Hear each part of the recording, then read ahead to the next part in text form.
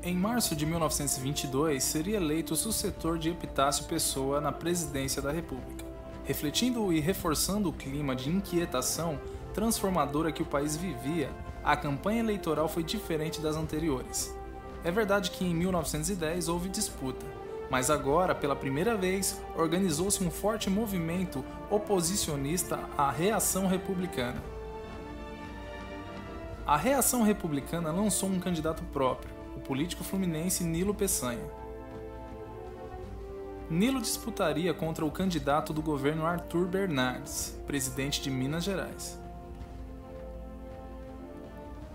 A força da reação republicana vinha de um conjunto de fatores: a participação de grupos políticos do estado como Rio de Janeiro, Bahia, Pernambuco e Rio Grande do Sul, que se uniram contra o objetivo de romper o predomínio de Minas e de São Paulo, o apoio de militares descontentes, a realização de uma campanha eleitoral inédita baseada em comícios populares nas maiores cidades do país e em especial na capital federal.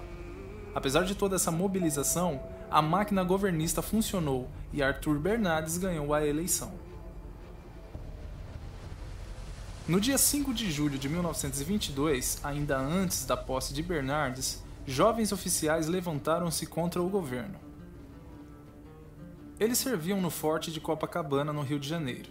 Duas fortes razões moviam o levante: um antigo ressentimento por causa da nomeação de um civil para o Ministério da Guerra, e a indignação pela prisão do ex-presidente Hermes da Fonseca e pelo fechamento do clube militar 3 dias antes. No fundo, os chamados tenentes sofriam com o papel secundário que os militares exerciam na política republicana. Os políticos civis dominavam a cena política. Os militares os chamavam por termos pejorativos como casacas ou carcomidas. Ao defender reformas como o voto secreto, a independência do poder judiciário e um Estado mais forte, não só buscavam aliados entre as forças novas que surgiam na sociedade, como se colocavam eles próprios como agentes da regeneração política.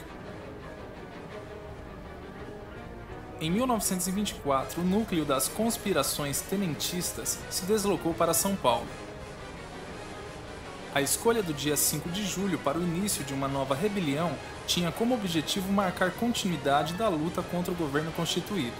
O levante contou com o apoio de setores da força pública estadual e foi comandado por um general da reserva, Isidoro Dias Lopes. Atacados pelas tropas do governo, os revoltosos deixaram a capital paulista e se dirigiram para o sul. Lá se encontraram com as forças que se tinham rebelado no Rio Grande do Sul, sob o comando do capitão Luiz Carlos Prestes. Os paulistas agora eram comandados por Miguel Costa. O percurso percorrido pela coluna Prestes foi de mais de 25 mil quilômetros, passando por toda a região sul, Mato Grosso, Maranhão, até chegar à Bolívia, enfrentando uma série de ataques das tropas do exército e da polícia. Gaúchos e paulistas uniram-se e, em abril de 1925, decidiram prosseguir a marcha pelo interior do país. Formou-se assim a chamada Coluna Prestes. Depois de 2 anos e mais de 25 mil quilômetros percorridos, os revoltosos decidiram cruzar a fronteira e partir para o exílio. Estaria Washington Luiz correndo o risco real de ser deposto pelo exército, assim como foi Dom Pedro II? Apesar das inúmeras intervenções militares no período republicano, a estrutura do exército era mais complexa e profissional que em 1889. Isso dificultava uma ação em bloco contra o governo. Além disso, a República dispunha de forças de defesa mais poderosas que o Império. As polícias militares estaduais destacavam-se. Só uma rebelião dos estados, aproveitada pelos tenentes dentro do exército, seria capaz de derrubar a polícia dos estados. Em março de 1930, seriam realizadas eleições para a sucessão do presidente Washington Luiz.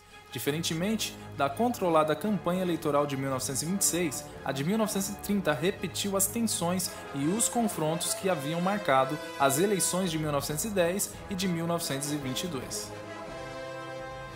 Alguns fatores explicam o que aconteceu. Washington Luiz era um político representante de São Paulo.